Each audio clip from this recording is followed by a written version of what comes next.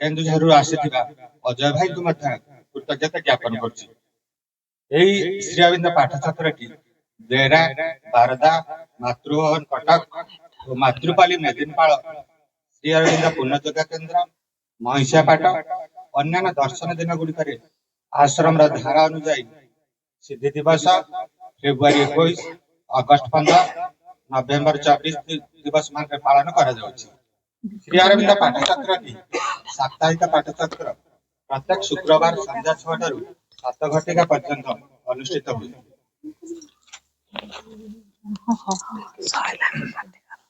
କାର୍ଯ୍ୟସୂଚୀ: ଧ୍ୟାନ, ଦୁର୍ଗାସୂତ ପାଠଚକ୍ର, ମାତୃବନ୍ଦନା, ମହାପୁସ୍ତକ, ଧ୍ୟାନ ଓ ପ୍ରାର୍ଥନା। ବିଷୟ: ବର୍ତ୍ତମାନ ପରିସ୍ଥିତିରେ ଶ୍ରୀ ଅରବିନ୍ଦ ପାଠଚକ୍ରର ଗୁରୁତ୍ୱ। ଧ୍ୟାନ ଓ ପାଠଚକ୍ର। ମଧୁମୟୀ ଦିବ୍ୟ ଜନନୀ ମା, ପରମ ପ୍ରଭୁ ଶ୍ରୀ ଅରବିନ୍ଦଙ୍କ ଚରଣରେ ଶତକୋଟି ପ୍ରଣାମ। ଉପସ୍ଥିତ ଦିବ୍ୟ ଆତ୍ମାର ସାଥୀ ମାନଙ୍କୁ ହୃଦୟରୁ ପ୍ରଣାମ। ବନ୍ଦେ ମାତରମ୍। ତୁ ମନ୍ଦିରେ ମା ମୋ ପ୍ରେମର ଦୀପାଳି ଜଳେ, ତୋ ମନ୍ଦିରେ ମା ମୋ ପ୍ରେମର ଦୀପାଳି ଜଳେ। ମୋ ଶ୍ରଦ୍ଧାଞ୍ଜଳି ଝରେ ତୋର, ମୋ ଶ୍ରଦ୍ଧାଞ୍ଜଳି ଝରେ ତୋର ଚରଣ ତଳେ। ତୋ ମନ୍ଦିରେ ମା ମୋ ପ୍ରେମର ଦୀପାଳି ଜଳେ। मुझे फूल कर एक फूल कली, नाचे तो मधु सपने ढली ढली। मुझे फूल कर एक फूल कली, नाचे तो मधु सपने ढली ढली। तो आशीषर सुरभिम, तो आशीषर सुरभिम अंतरे खेले। तो मंदिरे मा मो प्रेमर दीपाଳି जळे। तोर सुधा झरा नाम वेणु सन, बाजे विभोर पराणे निशिदिन। तोर सुधा झरा नाम वेणु सन, बाजे विभोर पराणे निशिदिन। मो मन रहे मुकुरे मा, मो मन रहे मुकुरे मा। तो छवि जळे, तो मंदिरे मा मो प्रेमर दीपाଳି जळे। मुग निवेदित तोर चरण रे, এই কথা রহু চির স্মরণ রে। মুগ নিবেদিত তোর চরণ রে, এই কথা রহু চির স্মরণ রে। তু মধুময়ী ମା ମୋତେ ତୁ ମଧୁମୟୀ ମା ମୋତେ ଧରିଛୁ କୋଳେ ତୋ ମନ୍ଦିରେ ମା ମୋ ପ୍ରେମର ଦୀପାଳି ଜଳେ ତୋ ମନ୍ଦିରେ ମା ମୋ ପ୍ରେମର ଦୀପାଳି ଜଳେ ମୋ ଶ୍ରଦ୍ଧାଞ୍ଜଳି ଝରେ ତୋର ମୋ ଶ୍ରଦ୍ଧାଞ୍ଜଳି ଝରେ ତୋର ଚରଣ ତଳେ ତୋ ମନ୍ଦିରେ ମା ମୋ ପ୍ରେମର ଦୀପାଳି ଜଳେ। दुर्गास्तोत्र। मातः दुर्गे सिंह वाहिनी सर्वशक्ति दायिनी मातः शिवप्रिय तोर शक्तिजात आम्भे माने भारत वर्षर युवक गण तोर मंदिर आसीना प्रार्थना करुचु। शुण मातः ए भारत वर्षे प्रकाश हुआ। मातः दुर्गे जुगे जुगे मानव शरीर अवतीर्ण हुई जन्मे जन्मे तोर ही कार्य करी तो अनारधाम रे फेरी जाऊ। एथारे भी जन्म होई तोहरी कार्य आम्भे माने व्रती। शुण मातः ए भारत वर्षे सहाय हुआ। मातः दुर्गे सिंह वाहिनी त्रिशूलधारिणी वर्म आर्बुद सुंदर शरीर मातः जयदायिनी तोर प्रतीक्षा रे भारत रही अछि। तोर सही मंगलमय मूर्ति देखा उत्सुक। शुण मातः ए भारत वर्षे आविर्भूत हुआ प्रकाश हुआ।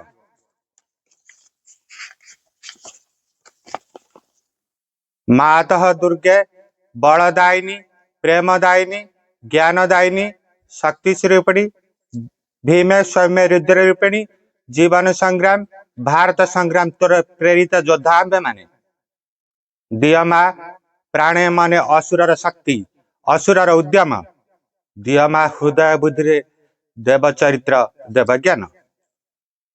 मातः दुर्गे जगत श्रेष्ठ भारत जाति निबिड़ तिमिर आसन थिला तु ही मात गगन प्रांतर अल्प अल्प उदय हेउची तोर स्वर्गीय शरीर तिमिर विनाशिनी आभार उषार प्रकाश हैला आलोक विस्तार कर मातः तिमिर विनाश कर। मातः दुर्गे श्यामल सर्व सौंदर्य अलंकृता ज्ञान प्रेम शक्तिर आदर भारत भूमि तोर विभूति आज पर्यंत शक्ति सहर आत्मगोपन करिथिला। आगत से युग आगत से दिन जेतेबेले समग्र विश्वर भार स्कंदर बहन करी भारत जननी उठुअछि आस मातः प्रकाश हुआ। मातः दुर्गे तोर संतान आंभे माने तो प्रसाद रे तो प्रभार महत कार्य महत भाव रे उपयुक्त हेउ। हे मातः विनाश कर क्षुद्रता विनाश कर स्वार्थ विनाश कर भय। मातः दुर्गे काली रूपिणी निर्मुंड मालिनी दिगंबरी कृपाण पाणी देवी असुर विनाशिनी क्रूर निदान रे अंतस्थ रूप विनाश कर। गोटे जेपरी आंभ मान जीवित रही न पारे विमल निर्मल जेपरी हेउ यही प्रार्थना मातः प्रकाश हुआ। मातः दुर्गे स्वार्थ व क्षुद्र सियतर मिरामणा भारत आंभ मान को महत कर महत प्रयासी कर उदार चेता कर सत्य संकल्प कर जेपरी आउ अलस अल्पासी निश्चित अलस भावित न हेउ।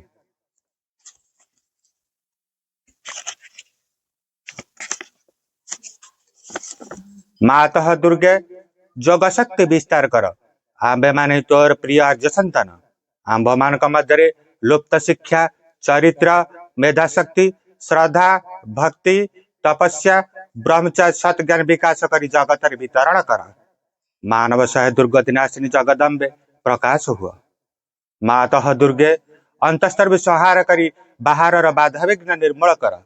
बलशाली पराक्रमी उन्नत चेता आर्य जाति भारतर पवित्र कानने उर्वर क्षेत्रे गगन सहतर पर्वत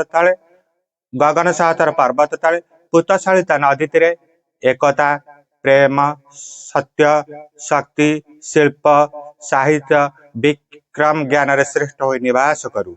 मातृचरण रे एहाई प्रार्थना प्रकाश हुआ। मातः दुर्गे आंभ मान मध्य जोग बल प्रवेश कर। आंभ माने होई उठिबु तोर जंत्र अशुभ विनाशिनी तरबारी अज्ञान तिमार विनाशिनी प्रदीप। भारतर युवक गणक यही वासना पूर्ण कर। जंत्र चला अश्रुभ अंति होई तरबारी घुरा। ज्ञान दीप्ति प्रकाशन होई प्रदीप धर प्रकाश हुआ।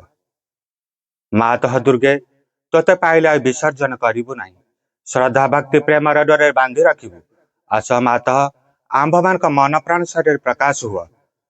वीरमार्ग प्रदर्शनी आस आ विसर्जन करिबु नाही। आंभ मानक समग्र जीवन हेउ निरावर्षण दुर्गा पूजा। आंभ मान सकल कार्य अविरत पवित्र प्रेममय शक्तिमय मातृसेवा व्रत हेउ। यह ही प्रार्थना मातः भारत रे आविर्भूत हुआ प्रकाश हुआ। जदि जीवन पथरे सकल भय संकट एवं सर्वनाश विरुद्ध कवचावृत होई चलिबाकू चाह तेबे केवल दुईटी जिनिस प्रयोजन। से दुईटी सर्वदा एक संगे रहे। प्रथमटी है माँ भगवती करुणा और द्वितीयटी है तुम आड़ू श्रद्धा निष्ठा समर्पण रे गठित तुमर अंतःकरण। तुमर श्रद्धा हेबा उचित शुद्ध सरल एवं पूर्ण। मन और प्राणर अहमात्मक श्रद्धा जो श्रद्धा को उच्चाभिलाष गर्व आत्माभिमान मनर दंभ स्वेच्छाचारिता व्यक्तिगत दाबी निम्न प्रकृतिर सकल तुच्छ तृप्तिर कामना कलुषित कर रखिछि।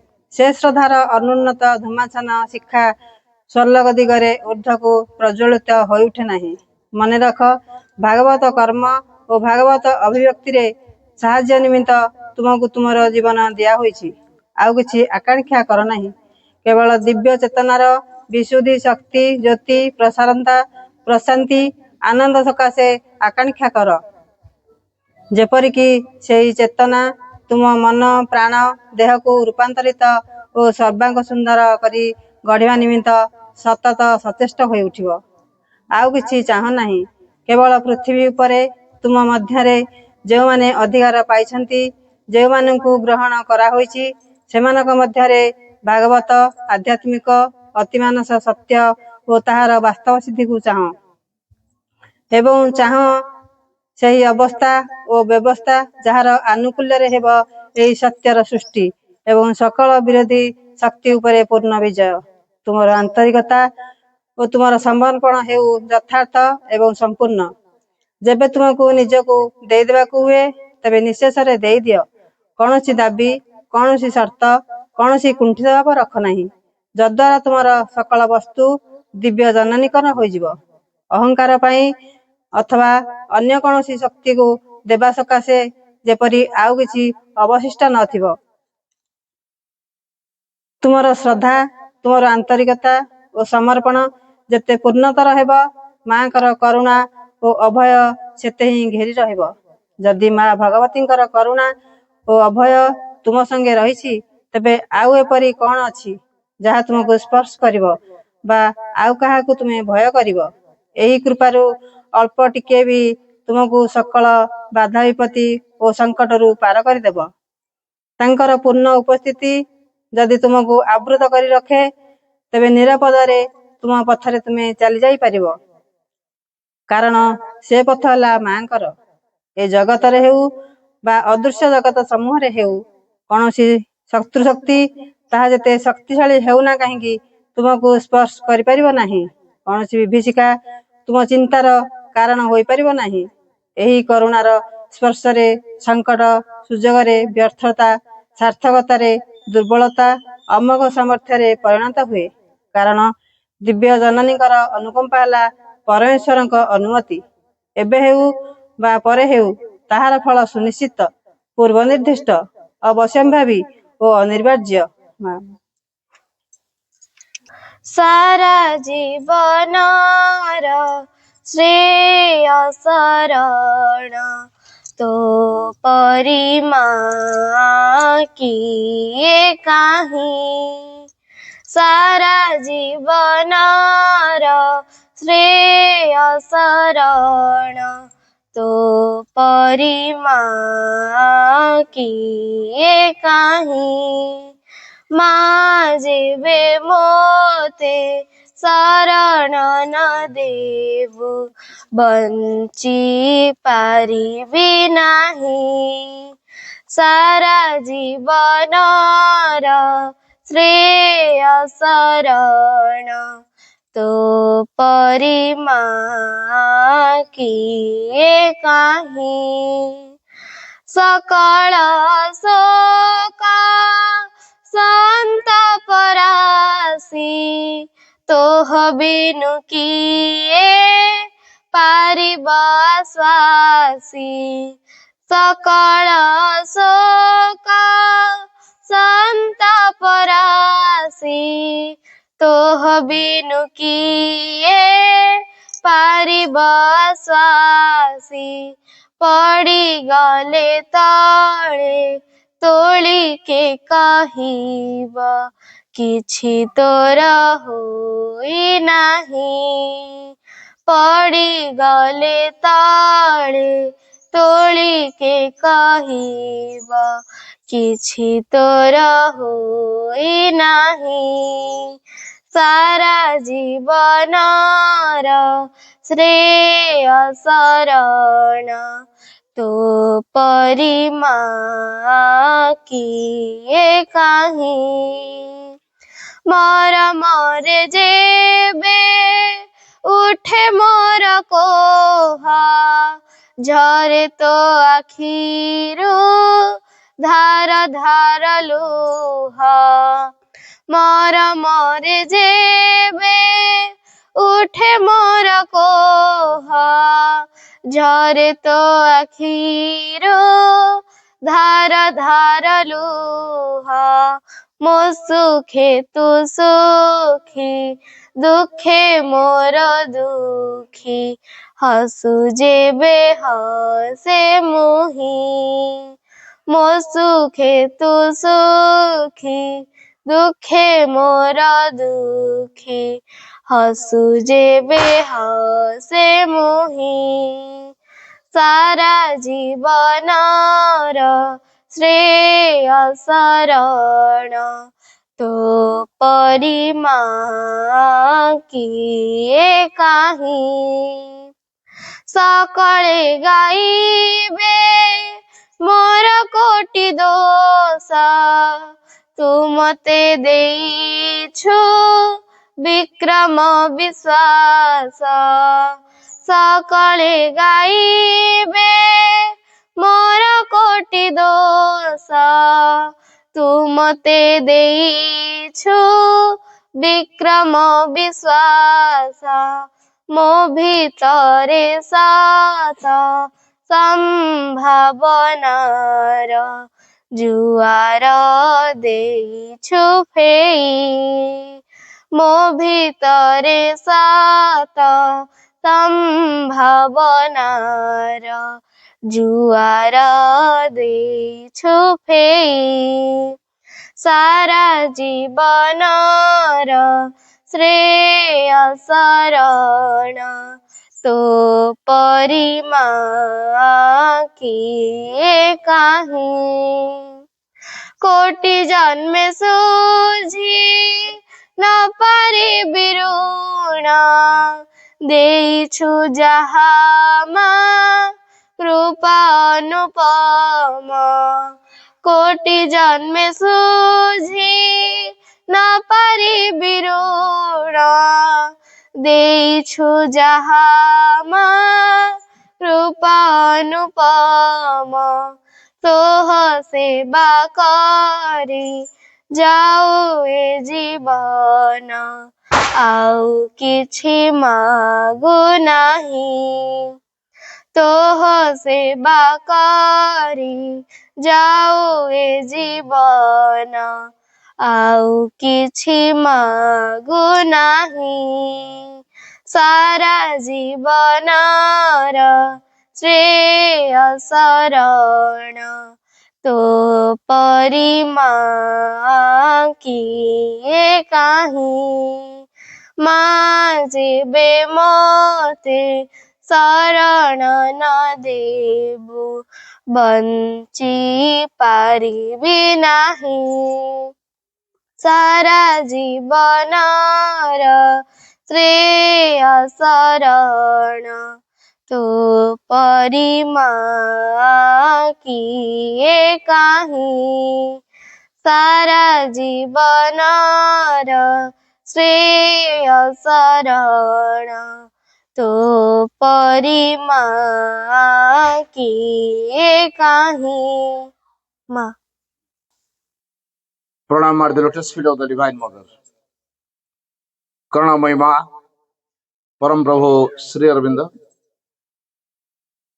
उपस्थित पूज्य भाईना, अति आदरणीय कुन्यपा एवं मोर अति आत्मीय दिव्य अभिष्य भाई भण माने, आमे समस्ते श्री अरविंद पाठ्यचक्र को भल पाउछ। श्री अरविंद पाठ्यचक्र घर मानकर करूछ। केवे थरे चिंता करछु कि आमे कौन पाई ये श्री अरविंद पाठ्यचक्र करवा दरकार। जदि सबु लोक श्री अरविंद पाठ्यचक्र को आदरी नियंती ताले ए संसार बदलिया पाई केही भी रोकी परिबेनी। आज यदि संसार रो ए प्रकार अवस्था हेइछि तार कारण होउछि व्यक्ति भितरे जो चेतना अछि से चेतनाटी अशुद्ध हो जाइछि। ए अशुद्ध चेतना को शुद्ध करिया पाई हेले शुद्ध प्रवाह आम ए चेतना मध्य ढालिया पड़ियो। गोटे हांडी रे गोलिया पानी अछि किंतु हांडीटा को आम सफा करिया केमिति। बड़ हांडीटा टेकी परनु कौन करिया। भल पानी हमर दरकार अछि। यदि बारंबार बारंबार ता भीतर को भल पानी ढाली चलिबा शेषर एमिति गोटे समय आसी पहुंचो से गोलिया पानी तक सब बाहर जीव केवल सफा पानी तक रहिबो। छोटिया छोटिया पानी बिंदु जति गोटे पत्थर ऊपर पड़ुची ताले से पत्थरटा को से दिने कणा कर दोची फटे दोची। आमे कांथ को तो पानी स्प्रे कले भी से कांथर भी किसी प्रभाव होउनी किंतु गोटे जल बुंदा प्रतिदिन प्रति मुहूर्त रे टप टप टप टप टप टप करी करिका पड़ुची। जो निर्दिष्ट जगह रे पड़ुची से जगह को से कणा कर दोची तापर पत्थरटा फाटी जाउची। ताले जल बुंदार पावर केते से विराट पत्थर को दिने भांगी की खंड खंड कर दला। सेही बळी श्री अरविंद पाठचक्र गोटे गोटे दिव्य जल बिंदु जा आम भितर तले पड़िबो आम भितर को दिव्य भाव रे गढ़ी तोलिबो। गोटे कथा हमें मन रखिबा श्री अरविंद पाठचक्र हमें कौन पढ़ू। श्रीमा श्री अरविंद बाणी पढ़ू। थरे केवे जानिछु कि श्रीमा को बाणी हमको कौन साहाय्य करे श्री अरविंद बाणी हमको कौन साहाय्य करे। दीटा मुख्य भूमिका महासन को बाणी तुले था। माँ सब बाणी को शक्ति रूप में व्यवहार करते से केवे हित उपदेश नुह। भाई बहन मैंने भल कि मन रखिए मां बाणी केवे हित उपदेश हिसाब से व्यवहार करना सब शक्ति रूप में व्यवहार कर। माँ सब बाणी को शक्ति रूप में व्यवहार कर पुणी कौ शक्ति दिव्य शक्ति। तेना आमे माने जीए जते मांकर बाणी पढ़िबा बारंबार पढ़िबा बारंबार पढ़िबा बारंबार पढ़िबा जानी थांतु ता भितरे ए जो दिव्य प्रभाव से बारंबार बारंबार बारंबार प्रभाव पकेबो। जेतले दिव्य शक्तिर प्रभाव आम भितरे हबो आम भितरे दिव्य आलोड़न सृष्टि करियो। जो दिव्य आलोड़न को रोकिया पई अदिव्य शक्तिर प्रभाव नहीं। अंधकार पावर केते वर्तमान सूर्य आछन अंधार अछि। वर्तमान सूर्य आकाश रे अछंती आलोक प्रकाश करते अंधार अछि किंतु राति रे अंधकार चारिआडे घुटी रही बहुत बड़ बोली हम भावुछु। अंधारटा बहुत विराट बोली भावुଛୁ बहुत शक्तिशाली बोली भावुଛୁ କିନ୍ତୁ ଗୋଟିଏ ସୂର୍ଯ୍ୟ କଣ କରୁଛି ସବୁ ଅନ୍ଧକାରକୁ ଦୂର କରିଦଉଛି ନା ନାହିଁ। ଠିକ ସେଇଭଳି ଆମ ଜୀବନ କ୍ଷେତ୍ରରେ ଆମ ସଂସାର କ୍ଷେତ୍ରରେ ଯଦି ଏଇଭଳି ବିରାଟ ଅଜ୍ଞାନତାର ପ୍ରଭାବ ଆମକୁ କାବୁ କରିକି ରଖିଛି ବଶୀଭୂତ କରି ରଖିଛି ତଥାପି ଆମେ ବିବ୍ରତ ହବାର ନାହିଁ। ଯେମିତି ଅନ୍ଧକାରକୁ ଦୂର କରିବା ପାଇଁ ଗୋଟିଏ ସୂର୍ଯ୍ୟ ଯଥେଷ୍ଟ ଠିକ ସେଇଭଳି ଆମ ଭିତରେ ଥିବା ଅଜ୍ଞାନ ଚେତନାର ପ୍ରଭାବ ଯାହା ଭିତରେ ଯେତେ ଥାଉ ନା କାହିଁକି ଶ୍ରୀ ଅରବିନ୍ଦ ପାଠଚକ୍ର ଯଥେଷ୍ଟ। କିନ୍ତୁ ଏ ପାଠ୍ୟଚକ୍ରକୁ ଜଣେ ଆନ୍ତରିକ ପୂର୍ଣ୍ଣ ଭାବରେ କରିବା ଦରକାର। ପୁସ୍ କରିକି ନୁହଁ, ବାଧ୍ୟବାଧକତାରେ ନୁହଁ,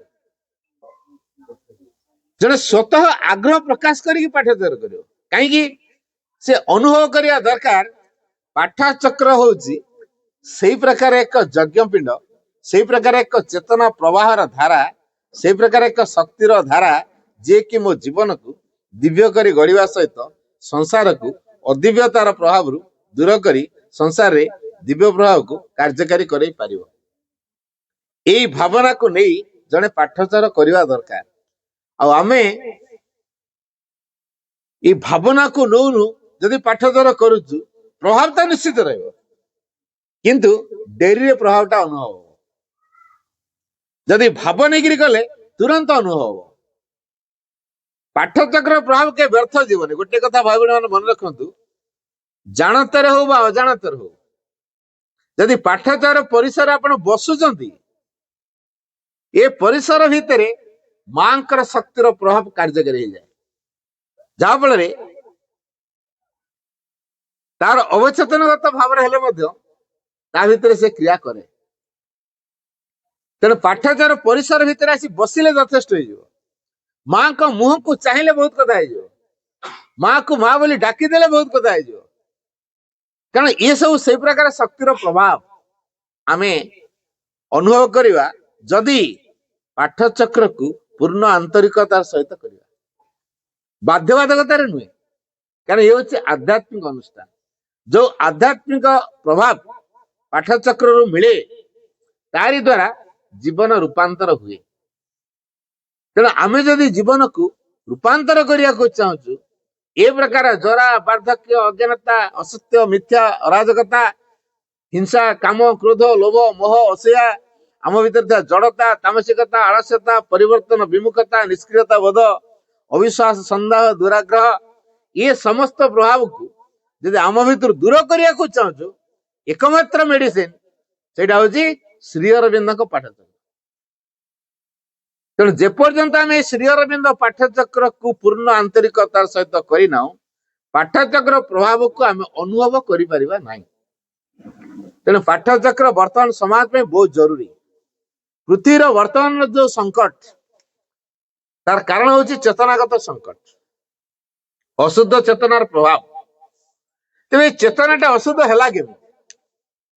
ଥରେ ଟିକେ ଚିନ୍ତା କରନ୍ତୁ, ଆମର ଏଇ ଚେତନା ଆଜିର ଲୋକମାନଙ୍କର ଚେତନା ଏମିତି ଅଶୁଦ୍ଧ ହେଲା କେମିତି? ସେମାନେ ବେଶୀ ବହିର୍ମୁଖୀ ହେଇଛନ୍ତି ବୋଲି ହେଇଛି ନା ଭଗବାନ ବେଶୀ ଡାକିଛନ୍ତି ବୋଲି ହେଇଛି? ମତେ କୁହନ୍ତୁ ନା ଭାଇ ଭଉଣୀ ମାନେ, ଭଗବାନଙ୍କୁ ଡାକିଲେ କାହାର ବିପି ବାହାରିବ, ହାର୍ଟ ଆଟାକ ହବ, କ୍ୟାନ୍ସର ହବ? ହବନି। ମଣିଷ ଯେତେବେଳେ ଯନ୍ତ୍ରଣା ପାଏ ରୋଗରେ ସଢେ ସେ ଉଦ୍ଧାର ପାଇବା ପାଇଁ ଭଗବାନଙ୍କୁ ଡାକେ। ଡାକ୍ତର ମଧ୍ୟ ରୋଗକୁ ଦୂର କରିବା ପାଇଁ ଚେଷ୍ଟା କରେ। ଯେତେବେଳେ ଦେଖେ ତା ଚେଷ୍ଟା ଆଉ କାମ କରିବ ନାହିଁ ଶେଷରେ ସେ କଣ କହେ, ଆମେ ତ ଲେଖି ଦଉଛୁ ଟ୍ରିଟମେଣ୍ଟ କରୁଛୁ ଭଗବାନଙ୍କୁ ଭରସା କର। କାହିଁକି ଡାକ୍ତର କହିଲା ଭଗବାନଙ୍କୁ ଭରସା କର? ସେ ତ ଡାକ୍ତର ଭଲ କରିପାରିଥାନ୍ତା, କାରଣ ତା ପାଖରେ ଭଲ କରିବାର ସାମର୍ଥ୍ୟ ନାହିଁ। ତେଣୁ ଯାହା ପାଖରେ ଭଲ କରିବାର ସାମର୍ଥ୍ୟ ଅଛି ସେ ହଉଛନ୍ତି ଭଗବାନ। ଆଚ୍ଛା, ଯଦି ମଣିଷ ମୂଳରୁ ଭଗବାନଙ୍କୁ ଧରିବ ତାକୁ ରୋଗ ହିଁ ହବନି, ଡାକ୍ତର ପାଖକୁ ସେ ଯିବନି। ଆମେ କଣ କରୁଛୁ? ରୋଗ ତାର ଯେତେ ମୋ ପାଖରେ ପ୍ରଚୁର ପଇସା ଥିବା ଦରକାର, ମୁଁ ଡାକ୍ତରକୁ ଦେଖେଇ କୋଟି କୋଟି ଟଙ୍କା ଖର୍ଚ୍ଚ କରି ଭଲ ହବା ଦରକାର। ତେଣୁ ମୋର ପ୍ରଚୁର ପଇସା ଦରକାର। ଆଜିର ମଣିଷ ବେଶୀ ବହିର୍ମୁଖୀ ହେଇଛି। କଣ ଚାହୁଁଛି? ଅର୍ଥ। प्रचुर टंका हेले मु दुनिया सब कथा करि सब कथा माने कौन करि जीवन को दिव्य कर टंका कि आ कौन करदो भगवान हो टंका प्रचुर टंका रही मु भगवान हो टंका जोर रही मो राग हबनी टंका मोर जोर हो शांत हो मो टंका यदि चोर नेला कि मत ठकी देला कि धार नहीं कि करज नहीं देला नहीं तापर मो राग हम ना शांत हम हाँ नौ कही हम छाड़ी गाड़ी गुड़ा बाट छेकी गाड़ी की नहीं आस राग आस जमी जमा किए जड़े जबरदस्त अकुपाई करने गला राग आसुनी ताले मोर जमबाड़ी गुड़ाई अच्छी लोक राग आसबनी ताले जो राग हिंसा अहंकार स्वार्थपरता या विजय आने टंका साहाय्य कर मनुष्य टंका चाहूँ भगवत कृपा असंभव को संभव कर तेरे पाठ्यचक्र भितर जो मैंने आसती ज्ञातर हो अज्ञातर हो भगवत कृपा कार्य करे एटा भल कि मन रखा ज्ञातर हो अज्ञातर हो भगवत कृपा निश्चित कार्य करे तेरे पाठ्यचक्र को आम आपणेबा दरकार तेरे पाठ्यचक्र क्लास रे समस्त फास्ट हुए कि क्लास रे टीचर समस्त पढ़ाती ना कि फास्ट के जन हुए जड़े अच्छा जो जन को फास्ट है केमी से निष्ठार सहित पाठ को कर फास्ट होगा तेणु पाठ्यचक्र आम शह शह लोक आसवा समस्त मतलब एका प्रकार काम कर भर किए पूर्ण निष्ठा रही अद्भुत प्रकार परिवर्तन देखा टीके जे कम कम प्रभाव देखा किंतु प्रभाव देखा दौर ठीक से भाया वर्तमान समाज रे लोक मान भितर जो अचेतनार कारण सब देखा ताकू दूर करने एकमात्र पाठचक्र अमोघ अस्त्र ए अस्त्र को के काटी पारे है पाठचक्र रूपक अमोघ अस्त्र को नहीं आमे वर्तमान समाज को बदलेबा पाठचक्र हमको बतईदेव शिखेदेव सचेतन करदेव तमें संसार को कौन पाई मानव जीवन पाई आसथिल किंतु प्रचुर टंका थिले बतईदेव टंका तुम संसार को कौन पाई आसथिल बतईब नहीं तेणु ये अनुमान करतु पाठचक्र यदि बतई दे पारुछि हमको सचेतन कर दे पारुछि हमको आमे कहीं मानव जीवन पाइचु पुणी यही संसार भितर को कहीं आसचु संसार रे हमर कौन करिवार अछि ए विषय रे जे हमको सज्ञान करेला सचेतन करेला सी होछि श्री अरविंदर पाठचक्र सचेतन करेला पर कौन हम मोर जा करिया उचित मु सेही काम करिवि मांकर वाणी जेतु शक्ति भली काम करुछि से शक्ति जेते भितर भितर पशिव भेदिव भितरे तापर केवल तारी प्रभाव ही काम कर भूल कामटा करने जाऊे भी कई देखुना कि कहूना जानूले भी कई कहूना जानते समझ भूल कर कहूना कि भितर कई जन तो कहीदेव मुझे कामटा करदेली किंतु ठीक करना भितर कई जन बतईदेव जे मुझे कामटा जहाँ कली ठीक करना तेणु से निजे बुझीपार से भूल कामटा कर किए बतेला ता भितर ये पाठचक्र प्रभाव ता चेतना को एमिति भाव रे सजाड़ देला जे से चेतनागत प्रभाव ताकू सचेत करेदेला जे मु जहा करूची भूल करूची तापर भूल कले कौन हुए भल कले कौन हुए चिंता करिवो मु यदि दुनिया रे भूल करी ताले मो पाई निश्चित दंड अछि कारण कर्म फल भोग करिया पई समस्त बाध्य गोटे समय आपण सब पुराण शास्त्र शुणी कंस कथा जानते श्रीराम कथा भी जानते श्रीराम 14 वर्ष काल वनवास गले कंस ता भौणी की बंदीशाला भितर बांधिकी रखिला क्या तार जी पुओ तो मारद तेणु भय बंदीशाला भितर रखी जितना पिला जन्म हो आणिकी पिटिकी मारद तापरे गोटे समय भगवान श्रीकृष्ण जन्म हेले श्रीकृष्ण जेहेतु जन्म हेले जानी माँ ये होते भगवान बोली प्रश्न टी करदेले कहले मु कौन अपराध करथिल जे मते जेल दंड भोगिया पड़छि मु कौन अपराध करथिल जे मते जेल दंड भोगिया पड़छि काहू पचारुचंदी तांको पो कृष्ण को पचारुचंदी काहे पचारुचंदी छुआटा तो से कौन कहबो से छुआ नुहे से जानी मु भगवान को स्थान देइछि मो गर्भ रे एवं से जन्म नेलेनी भगवान को सीधा सड़क प्रश्न मु कौन करथिली मते कुह कृष्ण उल्टा उत्तर देले मु कौन करथिली मते कुह मते 14 वर्ष काल वनवास पठे देला मु कौन करथिली मते कुह जे मते 14 वर्ष काल वनवास पठे देला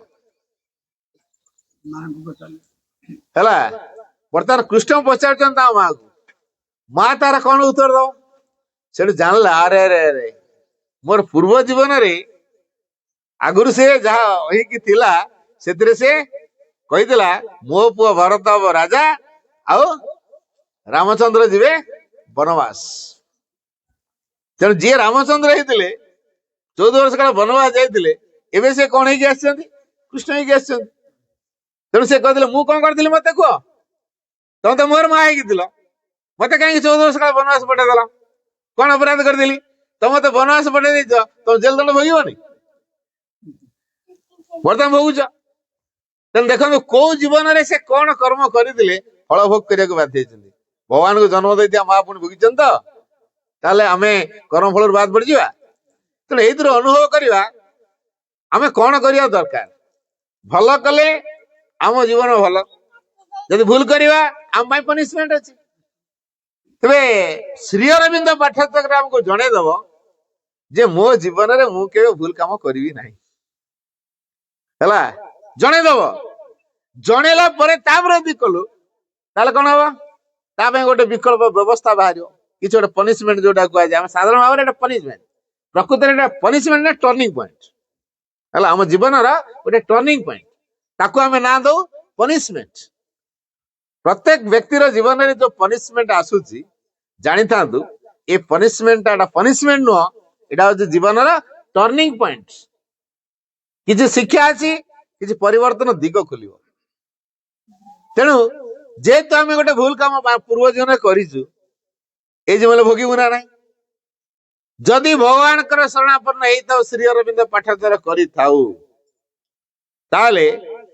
मन रखी था दंड तो भोगियाटा निर्दिष्ट होने भोगवा किंतु मात्रा टिके कम जमीती जड़े चोर को जदि धरी जेल दंड है 5 वर्ष आ 1 लाख टका जोरिमाना देदेव ताले 3 वर्ष कोल 1 लाख टका दब ना ना से 3 वर्ष कोल तेने जो 1 लाख टका देला जोरिमाना कोहलटा होगा से बुझीगला दंड पाई कि कोहल ठीक कौन जोरिमाना सब कर जज मैंने कोहल हाँपाई तेणु आम जब श्री पार्चर करवा पूर्व जो दंड अच्छी भोग तो करवा कि कोहल हो बुझीगला आउ एत कठिन दंड आम भोगवा नहीं बुझीगला कठिन दंड भोग करने आमको पड़ो ना कौन ये दंड भोग करने को पड़ो ना बोली पार्चर करवा ना समाज रे वर्तमान जो अवस्था देखिए आम गति करुचु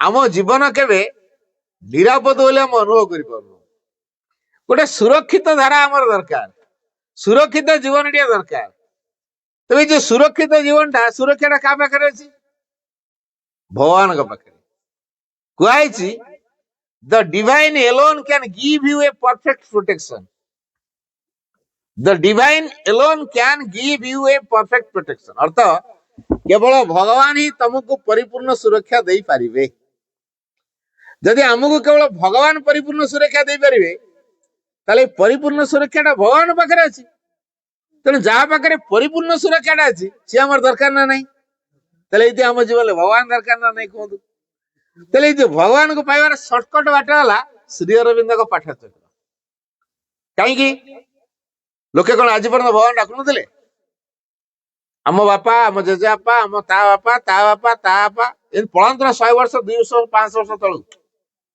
ଲୋକମାନେ ପୂଜା କରିଛନ୍ତି କି ନାହିଁ? ପୂଜା କରିଛନ୍ତି, ତାପରେ ବଦଳିଛନ୍ତି?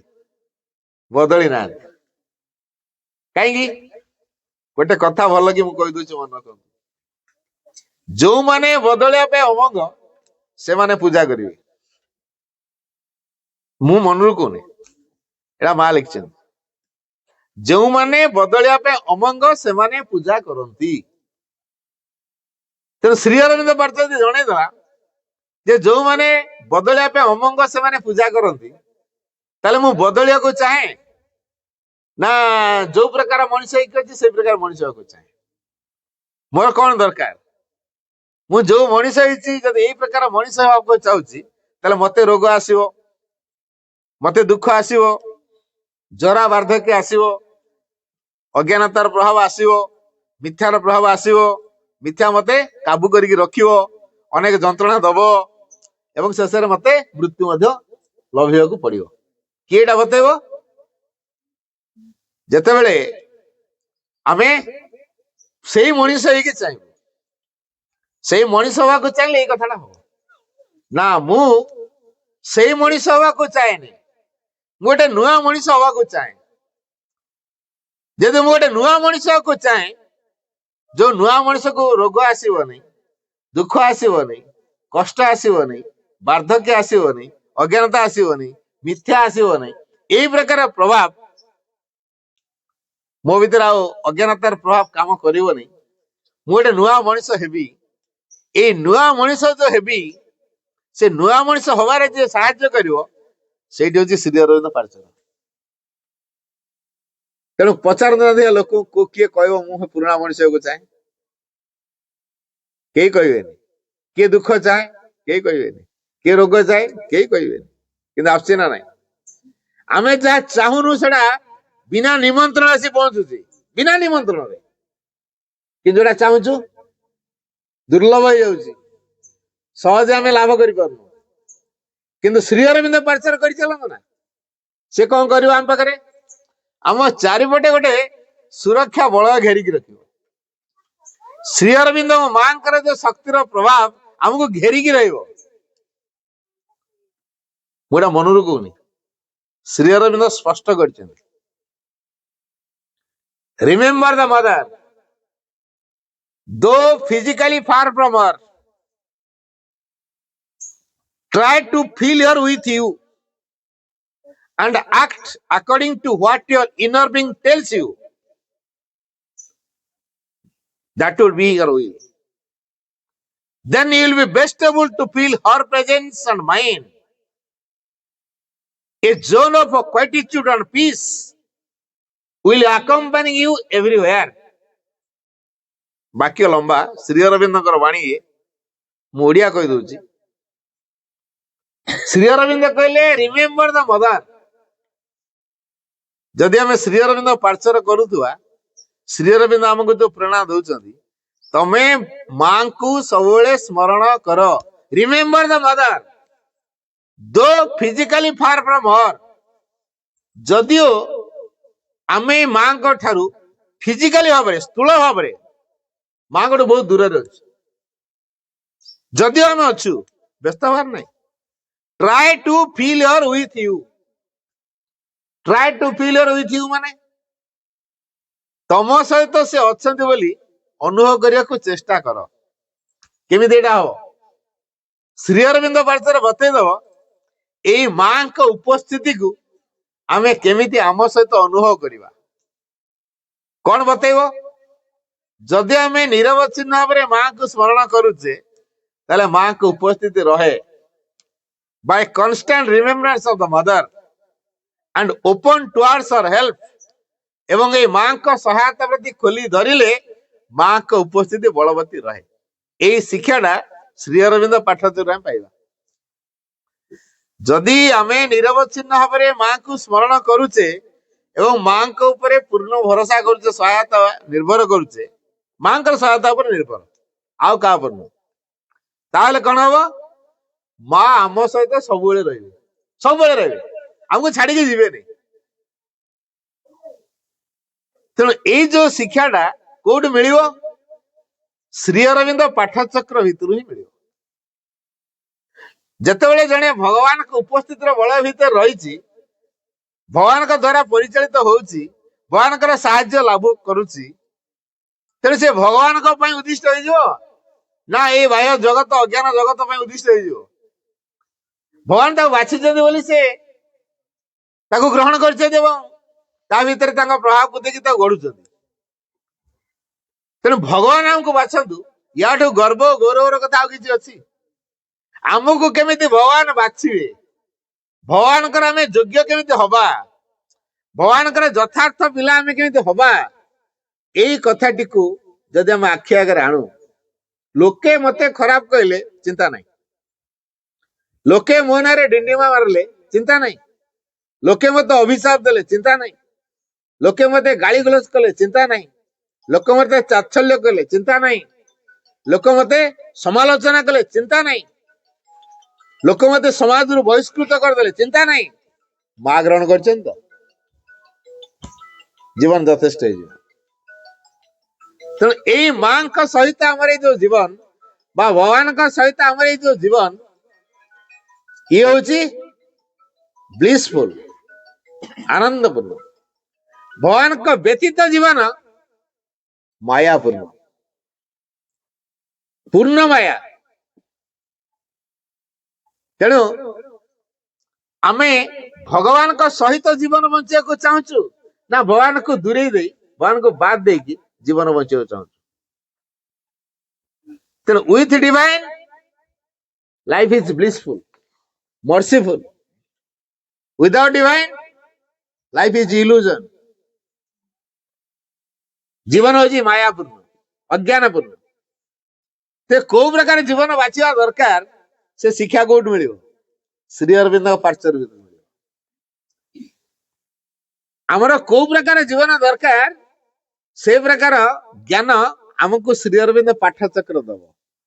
ମାଙ୍କ ଉପସ୍ଥିତିର ବଳ ଭିତରେ ଶ୍ରୀଅରବିନ୍ଦ ପାର୍ଶ୍ୱର ପ୍ରେରଣା ଦବ, କେମିତି ଉପସ୍ଥିତିର ବଳ ଭିତରେ ରହିବା।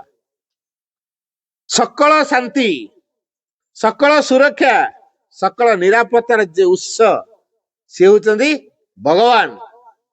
ଏଇ ଭଗବାନଙ୍କ ସହିତ ଯୋଡିବାରେ ଶ୍ରୀ ଅରବିନ୍ଦ ପାଠଚକ୍ର ସାହାଯ୍ୟ କରେ। ଏଇ ଭଗବାନ ଅଲଗା କୁଆଡେ ନାହାନ୍ତି, ଆମ ହୃଦୟ ଭିତରେ ଅଛନ୍ତି। ଏଇ ଜ୍ଞାନ ଶ୍ରୀ ଅରବିନ୍ଦ ପାଠଚକ୍ର ଆମକୁ ଦବ। ତେଣୁ ଯେହେତୁ ହୃଦୟ ଭିତରେ ଅଛନ୍ତି, ତେଣୁ ହୃଦୟକୁ ଖୋଜିବା, ହୃଦୟ ଭିତରୁ ପଶିବା, ଭଗବାନକୁ ଖୋଜିବା ନା ମନ୍ଦିରକୁ ଯାଇ ଭଗବାନ ଖୋଜିବା? ହୃଦୟ ଭିତରେ।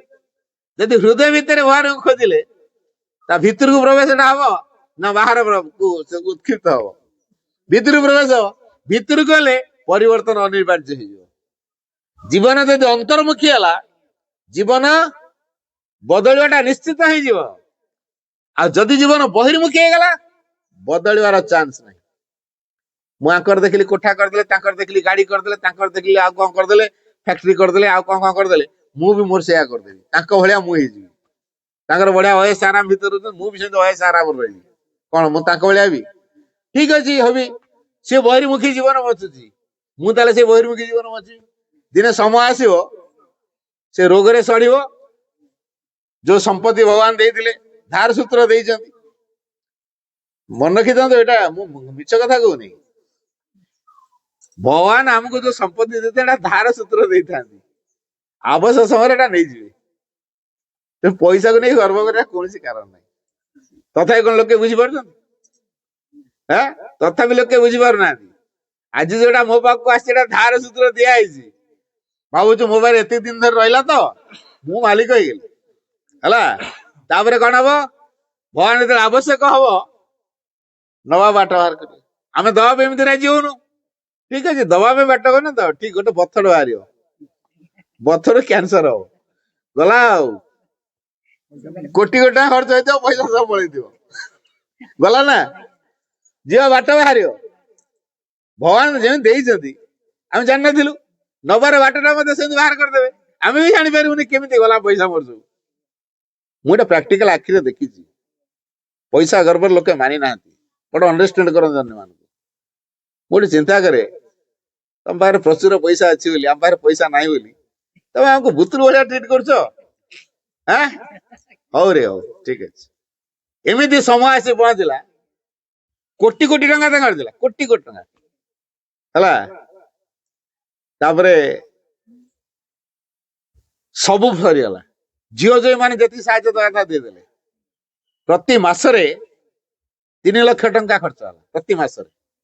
ଡାୟାଲିସିସ୍ ହେଲା, ଗୋଟେ ଗୋଟେ ଇଞ୍ଜେକ୍ସନ 1,62,000, ଦୁଇଟା ଇଞ୍ଜେକ୍ସନ ଚାଲିଲା ହେଲା। ସରିଲା ପରେ ଶେଷରେ ମତେ ଫୋନ କରି କହୁଛନ୍ତି, ଅଜୟ ତମେ ତ ବୁଲୁଛ ଚାରିଆଡେ, ମୋ ଜାଗାଟା ବିକ୍ରି କରିବି। କୋଉ ଜାଗାଟା? ମୋ ଘରଟା। ମାନେ ଆପଣ ମୁଣ୍ଡ ଖରାପ ହେଇଗଲାଣି କି? ଘରଟା ବିକି ଦେବେ? ପୁଅଟା ବା ଅଛି, ଗୋଟିକିଆ ପୁଅଟା, ସେ କୁଆଡେ ଯିବ? ନାଇଁ ମୁଁ ଆଉ କେତେ ଆଉ ଅନ୍ୟମାନଙ୍କର ଇଏ ସହିବି, ବିକ୍ରି କରିଦେବି। ତମର ବହୁତ ଭଲ ଲୋକ ସବୁ ଚିହ୍ନା ଅଛନ୍ତି, ବଢିଆ ଲୋକ ଠିକ କର, ଉଚିତ ଦାମ ଯେମିତି ଦବ। ମୁଁ ମୋଟେ ବ୍ୟସ୍ତ ହୁଅନ୍ତୁନି, ପିଲା ପାଇଁ ରଖନ୍ତୁ।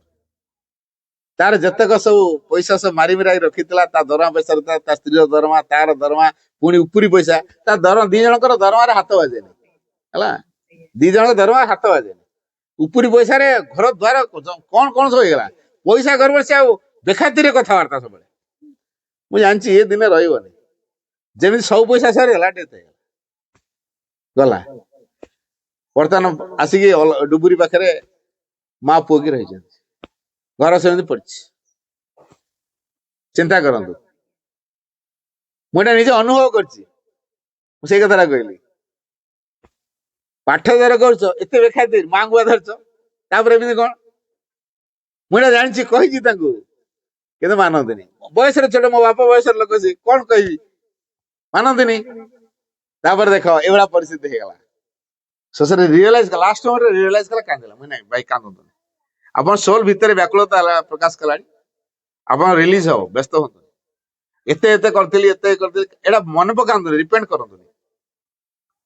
ଚିନ୍ତା କରନ୍ତୁ ପରବର୍ତ୍ତୀ ଜୀବନରେ କେମିତି ମାଙ୍କ ପାଇଁ ବଞ୍ଚିବେ। ଏ ଜୀବନଟା ତ ବର୍ବାଦ ହେଇଗଲା, ଗଲା। ଏବେ ସେଇ କଥା ଚିନ୍ତା କରନ୍ତୁ, ଆଗାମୀ ଜୀବନ ମୋର କେମିତି ମାଙ୍କ ପାଇଁ ଉଦ୍ଦିଷ୍ଟ ହବ, ମୁକ୍ତିର ବାଟ ଖୋଲିଯିବ। ମା ବାଣୀ ଦେଇଛନ୍ତି, be sincere, I am ready to correct your mistakes 1,000 times if necessary. Be sincere, निष्ठापर हो, आंतरिक हो। I am ready to correct your mistakes. ମୁଁ ପ୍ରସ୍ତୁତ ହେଇଛି ତମର ଭୁଲ ଗୁଡ଼ିକୁ ସଂଶୋଧନ କରିଦେବା ପାଇଁ। I am ready to correct your mistakes 1,000 times, 1000 ବାର, if necessary, ଯଦି ଆବଶ୍ୟକ ହୁଏ। କିନ୍ତୁ ଆମକୁ ନିଷ୍ଠାପର ହବାକୁ ପଡିବ। ନିଷ୍ଠାପର ମାନେ କେବଳ ଭଗବାନ ମୋର ଦରକାର, ନଥିଙ୍ଗ ଏଲ୍ସ। ଏଇଟା ହଉଛି ନିଷ୍ଠା। ତେବେ ଏଇ ଯୋଉ କେବଳ ଭଗବାନ ଦରକାର ଭାବନା ଆମକୁ ଶିଖେଇବ କି? ଶ୍ରୀ ଅରବିନ୍ଦ ପାଠଚକ୍ର। ଯିଏ ନିଷ୍ଠାର ସହିତ ଶ୍ରୀଅରବିନ୍ଦ ପାଠଚକ୍ର କରୁଛି, ଝଡ଼ ତୋଫାନ ଯାହା ହେଇଯାଉ, ପୃଥିବୀ ପ୍ରଳୟ ହେଇଯାଉ ପଛକେ, ପାଠଚକ୍ରକୁ ଗୁରୁତ୍ୱ ଦିଏ ଦଉଥିବ। ପାଠଚକ୍ରକୁ ଯିଏ ଜୀବନ ବୋଲି ଅନୁଭବ କରିଥିବ। ପାଠଚକ୍ର ବିନା ନିଶ୍ୱାସ, ପବନ ଯେମିତି ବିନା ନିଶ୍ୱାସ ନେବା କଷ୍ଟ, ଯିଏ ଅନୁଭବ କରିବ, ପାଠଚକ୍ର ନହେଲେ ମୁଁ ବଞ୍ଚି ପାରିବି ନାହିଁ। ସେଇ ବ୍ୟକ୍ତି ମତେ କହିଥିଲେ, ବହୁତ ହଇରାଣ କରିଛନ୍ତି। ତା ନାକ କାନ କାଟିଦେଲି, ଏଇଟା ମା ମା ମା ମା ହବ। ମୁଁ ଏଇଟା ମାଙ୍କ ପାଖରେ ସାମ୍ନାରେ ସତ କଥା କହୁଛି। ହେଲେ ଏଟାର ନାକ କାନ କାଟିଦେଲେ ବି, ତା ନାକ କାନ ବି, କଟା ନାକ କାନ ବି ମା ମା ହଉଥିବ। ଦେଖା କେତେ ତୁ ମାକୁ ଡାକି, ଆମେ କେତେ ବଡ ଅଫିସର, ତମ ଆମ ଆଗରେ ଏମିତି କରି କଥା କହିବ। ଅହଙ୍କାରରେ ବହୁତ କଥା ଟପ୍ କଲେ। ଶେଷରେ ମୁଁ ଜାଣିଲି ୟାଙ୍କର ବିନାଶର ବାଟ ଖୋଲିଛି। ମୁଁ କାହିଁକି ତାକୁ କହିବି ବିନାଶର ବାଟ କହିବି? ମୁଁ ଖାଲି ମାଆକୁ ପ୍ରେୟାର କରେ, କାହିଁକିନା ଅନ୍ୟ ପ୍ରତି ଅମଙ୍ଗଳ ଚିନ୍ତା କରିବା ଠିକ ନୁହଁ ହେଲା। ତେଣୁ ତାର ପାଇଁ ଗୁଡ ୱିଲ ଚିନ୍ତା କଲି। ଲାଷ୍ଟ ଯୋଉ କାନ୍ଦି କହିଲେ, ସେଇଠୁ ମୋ ମାଆକୁ କହିଲି, ବୁଝେଇଲି, ବ୍ୟସ୍ତ ହୁଅନ୍ତୁନି, ଆପଣ ପର ଲାଇଫ ମାଆକୁ ନେଇକି ଆସିବେ, ବ୍ୟସ୍ତ ହୁଅନ୍ତୁ, ପ୍ରେୟାର କର, ଯାହା ହେଇଯାଉଛି। ଘର ଦ୍ୱାର, ସ୍ତ୍ରୀ ଛୁଆ ପିଲା ଯାହା ହଉଛନ୍ତି ହେଇଯାନ୍ତି, ଏଇଟା ଚିନ୍ତା କରନ୍ତୁ। ବହୁତ ବର୍ଷ ଚିନ୍ତା କଲେ, ଏବେ ସେ ସ୍ତ୍ରୀ ଛୁଆକୁ ନେଇ କାହିଁ ବ୍ୟସ୍ତ ହଉଛନ୍ତି? ଚିନ୍ତା କରନ୍ତୁ, ସିଏ ତାଙ୍କର ନିଜେ କରିବେ। ତେଣୁ ଶ୍ରୀ ଅରବିନ୍ଦ ପାଠଚକ୍ର ଭିତରେ ଏମିତି ଗୋଟେ ଶକ୍ତି ଦିଏ, ଆମେ ଯେତେ ବଡ ଜଘନ୍ୟ ପରିସ୍ଥିତି ଆସିଲେ ବି ମୁକାବିଲା କରିପାରିବା। ଜୀବନକୁ ବୁଝିବାର ସାମର୍ଥ୍ୟ ଶ୍ରୀ ଅରବିନ୍ଦ ପାଠଚକ୍ର ଦବ। जीवन को अतिक्रम कर सामर्थ्य श्री अरविंद पाठचक्र दब जीवन को बुझार सामर्थ्य श्री अरविंद पाठचक्र दब तेणु श्री अरविंद पाठचक्र खाली नुह श्री अरविंद पाठचक्र बहुत कथा अच्छी से 100 यज्ञ करेंगे जी बल मिल ना गोटे श्री अरविंद पाठचक्र केते गुणे ताठू अधिक फल आम पाई तेणु यज्ञ उद्दिष्ट देवता बा देवी को आराधना कराए पृथ्वी हमें से उद्दिष्ट देवता बा देवी को जी शक्ति दियंती जे क्रियाशील करती से स्वयं डिवाइन मदर आम सीधा सड़क श्री अरविंद पाठचक्र महाशय उपस्थिति थाए सीधा सड़क जो स्वयं दिव्य जननी एवं परम प्रभु उपस्थित थाए तांकर शक्तिर प्रभाव तुलना नुहे क्या सहित तुलना करा महाशय शक्तिर प्रभाव सहित अन्य कौन शक्ति को तुलना करा एक शक्तिर प्रभाव आम भितर श्री अरविंद पाठचक्र कले कार्यकारी होता है तेणु श्री अरविंद पाठचक्र आउ गोटे बड़ दिग अच्छी कौन से श्री अरविंद वाणी भविष्य द्वार खोली दिए जो भविष्य द्वार आम बंद होगा जदि आम श्री अरविंद पाठचक्र करवा श्री अरविंद वाणी जो प्रभाव माँ वाणी आमको शक्ति दब श्री अरविंद वाणी कौन कर भविष्य द्वार खोलीदब श्री अरविंद वाणी भविष्य द्वार खोली दिए माँ वाणी आमको शक्तिमंत कराए तेणु भविष्य आम कौन हवा से द्वार खोली तेणु भविष्य उद्दिष्ट हो जोड़ा आज पर्यंत होनी भविष्य भविष्य कौटा जा आज पर्यंत होनी लोक कैसे पार्चर कौन हम घर द्वारा हो जनसम्मति बढ़ी तार कौन हम भविष्य माँ स्थिर करते मुझे व्यक्ति घर गली 8-10 थर पार्चर करने कहली 10 थर खंड कहली हे राजी हमें बुझीगला राजी हमें झीटा पंडिचेरी अच्छी मत कह आप सारा पार्चर कर आम घर पार्चरटा करना लो केत गली जाए तो बापा कहली करना मुझे कौन करी हाँ व्यस्त हो ना तुम प्रेयर कर मुझे प्रेयर कर दिने मुझे गोटे बुद्धि पांचिली मुझे कौन कली पड़ीसा घर मान पार्चर आरंभ कर 3-4 घर पार्चर कर से पार्चरटा सक्रिय करने मु गली सप्ताह थर थर गली बेसी दूर भी नुह क्यों 6-7 किलोमीटर दूर मुझे जाकि पार्चरटा सक्रिय करेली वार्षिक सला गली 2 वर्ष खंडे गला देखा जो पार्चर कराई ट्रक 2-3 खाईगला माइन्स छाड़दे माइन्स तो आम क्यों माइन्स मालामाल पैसा तेणु हठात डेभलप ये हठात डेभलप 2 महला होगा बुझी टाइली घर रोते 2 महला घर करदे ट्रक 2-3 ना करदे ये देखिए कहले कौन एमती कले 2 वर्ष 3 वर्ष भितर हु कि धन बढ़ीगला मुझे आसे ये पार्चर मान से आसती डाके जी आज बस कि ना आप बस शुणु ना दिन मत डाकिली आसते पार्चर आसन घर आंटी जा घरे जाए बस कहते आप एत थर कहले पार्चर कर ए पार्चर करा बढ़िया कथा आड़ू कहले ना मुझे कहली बर्तमान आड़ू से जो उद्देश्य कहतु मो स्त्री बर्थडे दिन करा जेहेतु स्त्री बर्थडे दिन करें ठीक अच्छे डेट से स्थिर करदे पणिजी आसमु चिठी लिखा ब्लेसिंग आसला स्त्री बर्थडे दिन पार्चर आरंभ करा